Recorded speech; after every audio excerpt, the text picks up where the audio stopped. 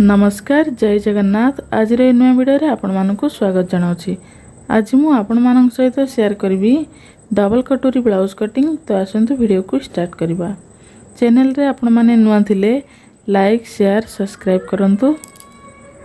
प्रथम मु हाथर कपड़ा को बाहर कर देबी। तो हाथर मेजरमेंट 5.5 इंच अच्छी। इठी 5.5 इंच रे मार्क करी मु बाहर कर देबी कपड़ा को कटिंग करी।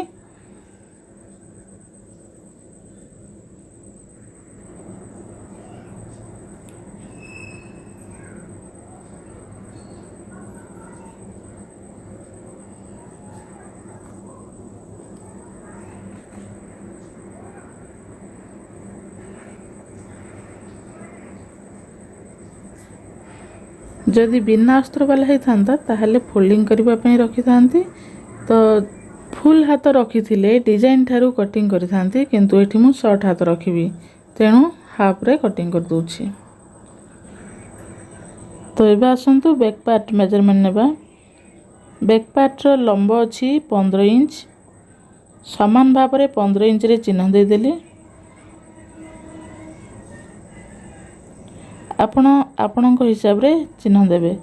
बैक पार्ट आपण जेतिक लंब रखिबे से अनुसार चिन्ह देबे। एठी चेस्ट अछि 36। तो 9 इंच एक्स्ट्रा मार्जिन मु एठी 2 इंच नेछि। आपण 1.5 इंच मध्ये नै परिबे। तो 11 इंच रे मु एठी चिन्ह देछि।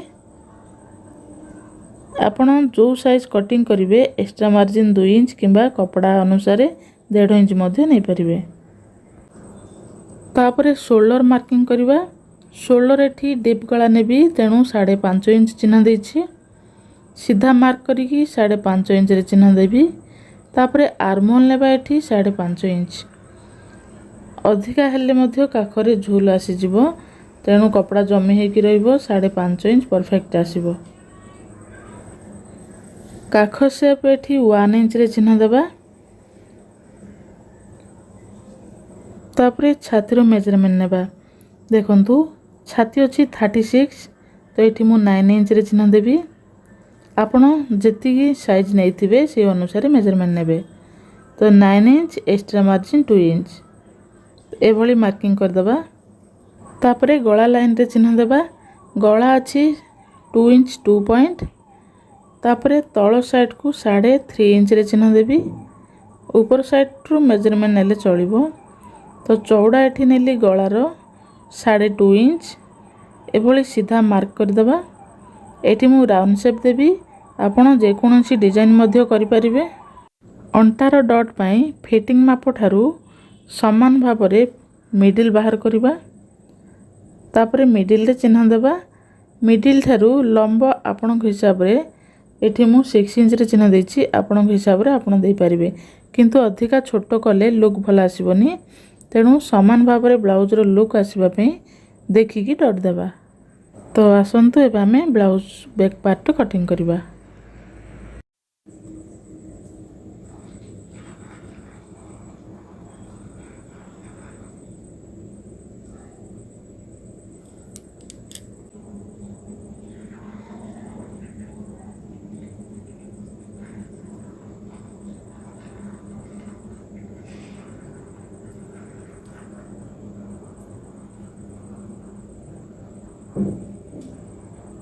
तापरे फ्रंट पार्ट कटिंग करबा।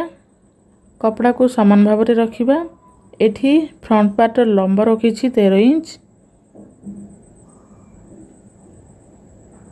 13 इंच रे मार्क करबा।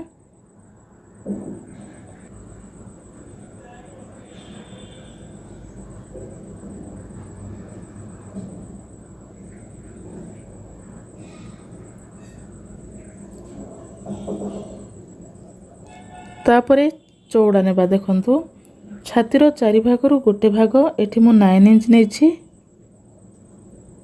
आपणको साइज अनुसार एभली मार्क करिवे। तो चेस्ट जेतिकी थिबो तार 4 भागरु गोटे भाग नेबा।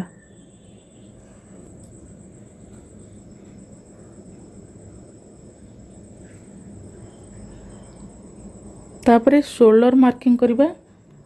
शोल्डर एठी 4 इंच नेबा। तल साइड को साइज आसबा पई 4 इंच रे चिन्ह देबा। तापरे आर्महोल नेबा 5.5 इंच। 5.5 इंच नहीं कि आम बॉक्स बनईदेवा।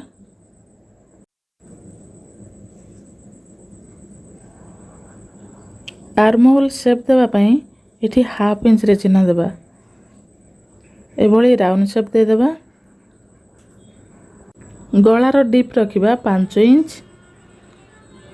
तापरे फिटिंग साइड ठारू 1/2 इंच रे चिन्ह देवा। 1/2 इंच ठारू 5.5 इंच नेबा। 5.5 इंच रे चिन्ह देवा 36 पाई। तापरे आर्म होल साइज को 2.5 इंच 3 इंच मध्य नहीं पारिबे। तापरे एभली शेप दे देवा। तापरे फिटिंग साइड को आमे लाइन बने देवा क्रॉस रे।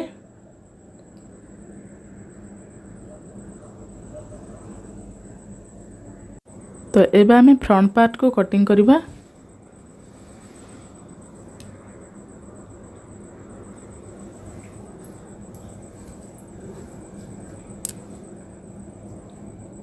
तापर आमे कटोरी बाहर करिबा। कटोरी बाहर करबा पई प्रथमे क्रॉस रे भली लाइन देबा। तापरे प्रथमे 1.5 इंच रे चिन्ह देबा। तो गोटे साइड को 2.5 इंच रे चिन्ह देबा। एभली लाइन बने देबा। तापरे एपट साइड को 2 इंच रे चिन्ह देबा। तापरे ऊपर साइड को 4.5 इंच रखिबा। बूस्ट पॉइंट 10 इंच रे चिन्ह देबा। 9 इंच प्लस 1 इंच 10 इंच रे चिन्ह देबा। तापरे कटोरी चौड़ा नेबा। कटोरी जो साइज हेतिबो मिडिल बाहर करिबा। एपटे सेपटे समान भाव रे मार्किंग करिबा। एपटे 4.5 इंच सेपटे 4.5 इंच रखिछि। आपण जो साइज कटिंग करिवे से अनुसार मेजरमेंट नेबे। तो दुई साइड जाक 4.5 इंच रखिकी एभली लाइन बने देबा।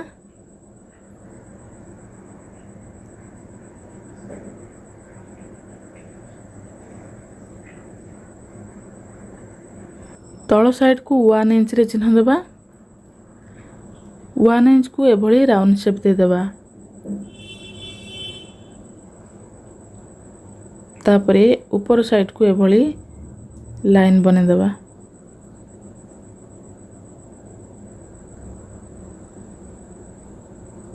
देखंतु साइड को मध्य एभली राउंड शेप दे देबा। तो एबे हमर कटोरी रेडी हो गला। एबे हमें कटिंग करिबा।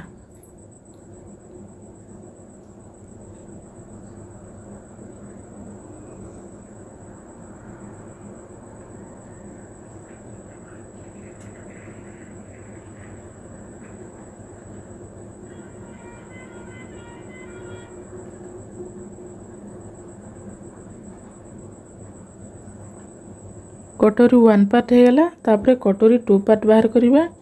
देखंतु ए साइड को आपण 3.5 इंच रखि परिबे। जदि अधिक हुए ताले कटिंग कर देबा। कटोरी जदि बड़ हुए ताहले साइड को 1 इंच कम करिकी कटिंग करि परिबे। एभली चेक कर देबे।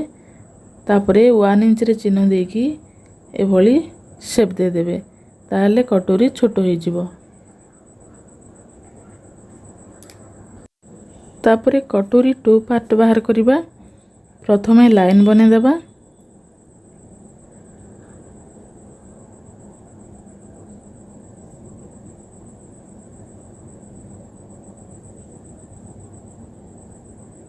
तापरे कटोरी को चेक करिबा। तो एभली चेक करिकी चिन्ह देबा।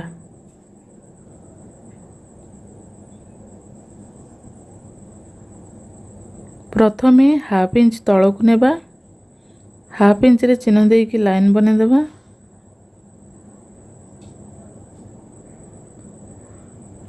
तापरे सेही ठारू 4 इंच रे चिन्ह देबा। तो एबे कटोरी 2 पार्ट पई बॉक्स हो गला। तापरे गोटे साइड 1 इंच को 2 पॉइंट कम करि नेबा। आ गोटे साइड जो पटे काजो साइड सेपटे 1/2 इंच तळकु मध्य 1/2 इंच रे चिन्ह देबा। तापरे मिडिल पॉइंट बाहर करिबा। ऊपर को भी मिडिल पॉइंट बाहर करिबा। एभली शेप देदेबा।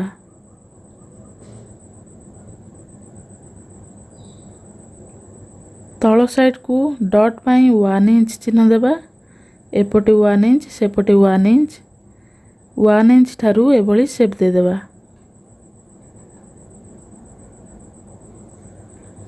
तो एबा हमरो कटोरी 2 पार्ट मध्ये रेडी हो गला।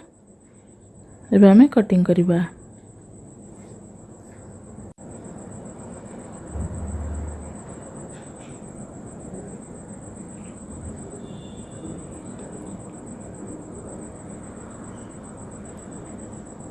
फिटिंग साइड को आपण परे कटिंग कले मध्य चलिबो किंबा एबे कटिंग कले मध्य चलिबो।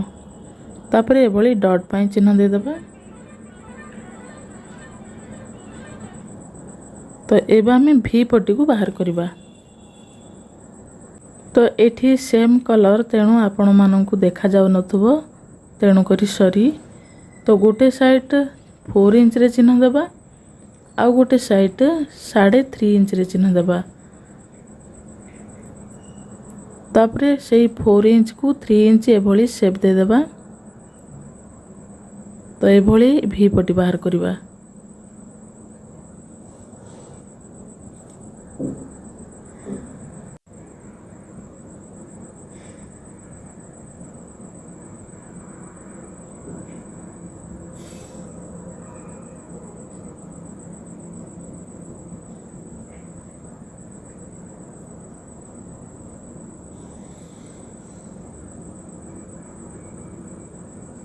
वीडियो को लाइक शेयर कमेंट करंतु। चैनल रे न थिले चैनल को सब्सक्राइब करंतु। नमस्कार, धन्यवाद।